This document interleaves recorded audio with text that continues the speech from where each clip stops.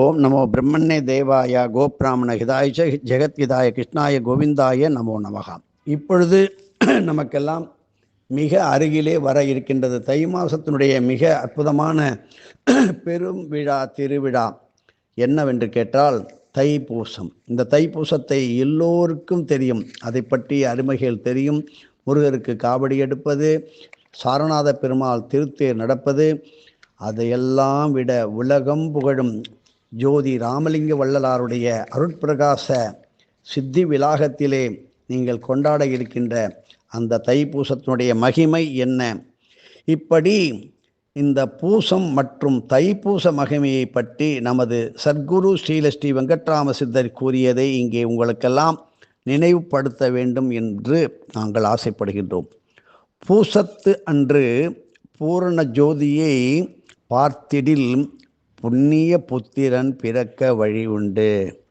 இந்த பூசத்திலே உள்ள அந்த ஜோதியை பார்த்தால் நல்ல சத்தான ஞானமுள்ள தெய்வீக குழந்தை பிறக்கும் என்று சொல்லியிருக்கின்றார்கள். அதாவது ஒவ்வொரு மாதமும் பூச நட்சத்திரத்தில் வருகின்ற நல்ல நாளிலே விரதம் இருந்து பல பேர் ஒன்றாக சேர்ந்து, அதான் சத்சங்கம், பூஜைகள், ஆராதனைகள், திருவிளக்கு பூஜைகள் ஆகியவற்றை முறையாக செய்து ஏழைகளுக்கு அபரிமிதமான அன்னதானம் அளித்து இதை தொடர்ந்து 11 மாதங்கள் கடைபிடித்து 12வது மாதமாக வருகின்ற தைப்பூசத்து அன்று தினை மாவு, செவ்வாழைப்பழம், பஞ்ச அமிர்தம் என்கின்ற பஞ்சாமிர்தம் உள்ளிட்ட தானங்களுடன் இந்த விரதத்தை பூர்த்தி செய்வது சிறந்த நல் பலன்களை நிரந்தரமாக வாழ்க்கையில் கொடுத்து கொண்டே இருக்கும். சாந்தமான குடும்ப வாழ்க்கை. இப்பொழுது குடும்ப வாழ்க்கை என்பது சாந்தம் அற்றதாகத்தான் இருக்கின்றது.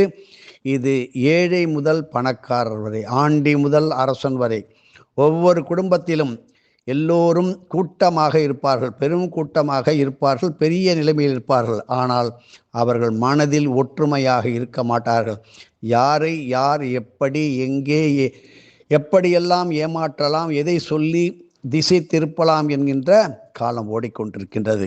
இப்படி நீங்கள் உத்தமமான குழந்தைகள் செல்வம், சாந்தமான குடும்ப வாழ்க்கை, உன்னதமான சந்ததி வேண்டும் என்று வேண்டுவோருக்கு வேண்டியதை உடனே பெற்றுத்தரும் உத்தமமான திருநாள் இந்த தைப்பூசம்.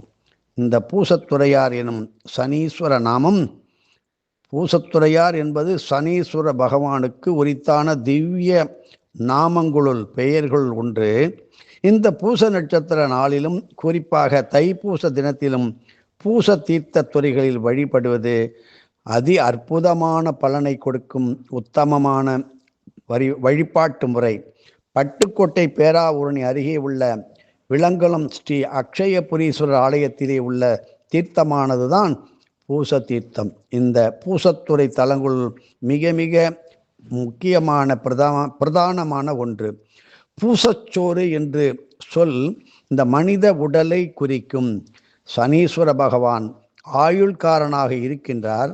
தைப்பூச நாளன்று உத்தம பெண்களுக்கு சேவை செய்து முடிந்த உதவிகளை செய்வதும், வெள்ளைப்புடவை தரித்து வாழும் உத்தம விதவை பெண்களுக்கு உதவுவதும் பூசதேவியின் நல் அருளை பெற்று தரும் என்பது நமது குருநாதரின் குருவாய் மொழி ஆகும். ஆகவே வாழ்க்கையில் பல தோல்விகளையே சந்தித்து சந்தித்து சந்தித்து நம்பிக்கையே இல்லாமல், நம்பிக்கையை இழந்து இருப்பார்கள்.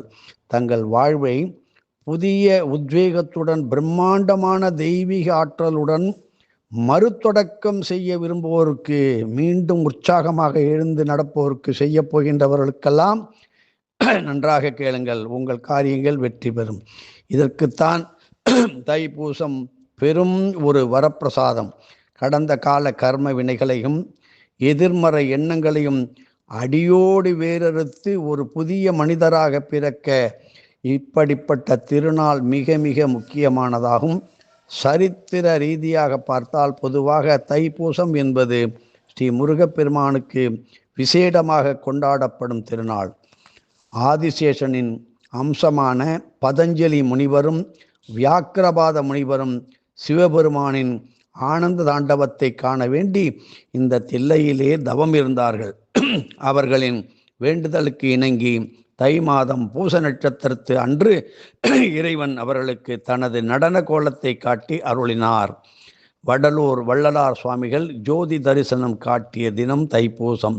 இன்றும் வடலூரில் இந்த திருவிழா மிக மிக சிறப்பாக கொண்டாடப்பட்டு வருகிறது.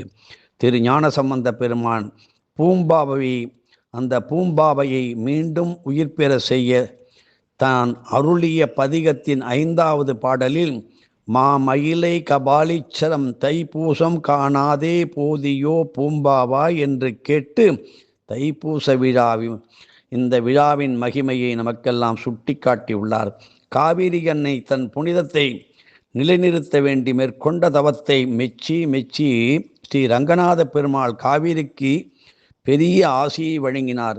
இதன் நினைவாகவே இன்றும் தைப்பூசத்தன்று ஸ்ரீரங்கம் கோவிலில் இருந்து ரங்கநாத பெருமாள் கொள்ளிடம் கரைக்கு எழுந்து அருளி காவிரி அன்னைக்கு அருள்பாலிக்கும் ஒரு தீர்த்தவாரி வைபவம் மிக விமர்சையாக நடைபெற்று வருகின்றது. தேவகுருவான பிரகஸ்பதி குரு பகவான் தான் புனிதத்துவம் பெற வேண்டி பூச நட்சத்திரம் பௌர்ணமியும் இணைந்து வருகின்ற தைப்பூசத்தன்று புண்ணிய தீர்த்தங்களில் நீராடி சிவனாரை வழிபட்டார். இப்படி இத்தகைய மகத்துவம் வாய்ந்த இந்த நல்ல நாளிலே விரதம் இருந்து பல பேர் ஒன்றாக, அதுதான் கூட்டு சத்தங்கம் என்று சொல்கின்றோம்.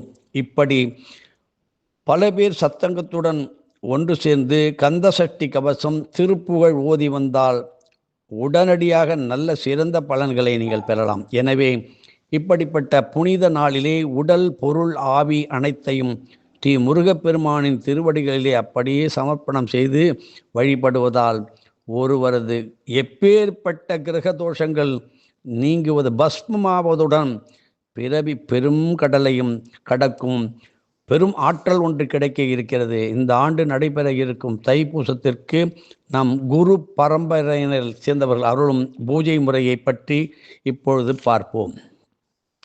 அதாவது இந்த பூஜை முறையை என்னவென்றால் தொடர்ந்து 2வது பகுதியிலே நாம் பார்த்து மகிழலாம். காரணம், நேரம் குறைவாக இருக்கிறது, கேட்பதற்கு ஆள் கம்மி. ஆகினால் தை மாத பூச நட்சத்திரம் என்று வருகின்றது என்றால் பிப்ரவரி மாதம் 1ஆம் தேதி ஞாயிற்றுக்கிழமை பௌர்ணமி பூச நட்சத்திரம், அதாவது பிரீத்தி நாம யோகம் பத்திரை கரணம். இப்படி பௌர்ணமி சேர்ந்த பூச நட்சத்திரம் சேர்ந்து வரும் நாளிலே நீங்கள் இப்பொழுதே தயாராகி பூசத்தினுடைய ஜோதியை மனமாற கண்டு பூச நட்சத்திரத்தில் பிறந்த எத்தனையோ பேர் அநேகமாக சூழ்நிலை காரணமாக தடுமாறுவார்களே தவிர இயற்கையிலே நல்குணம் படைத்தவராக தனிமையிலே தன்னை யாரென்று நிரூபித்து காக்கும் எல்லோருக்கும் காட்டும் ஒரு அற்புத தெய்வீக சக்தியை பெற்று இருப்பார்கள். இப்படிப்பட்ட பூச நட்சத்திரத்தில் பிறந்தவர்கள் உங்கள் வீட்டில் பிறப்பதற்கு கொடுத்து இருக்க வேண்டும். பூசத்திலே உடனடியாக இந்த கிரக தோஷம், இப்படி 7.5 சனி, இப்படியெல்லாம் சொல்லக்கூடாது. இப்படி நமது ஆயுளை நல்ல முறையிலே நீடிக்க வைக்கும் பிராணாயாமம், அந்த யோக சுவாசம் ஆயுளை நிர்ணயிக்கும் பருக்கை கணக்கு, அதுதான் சுவாச கணக்கு, அதை பற்றியெல்லாம் பார்ப்போம்.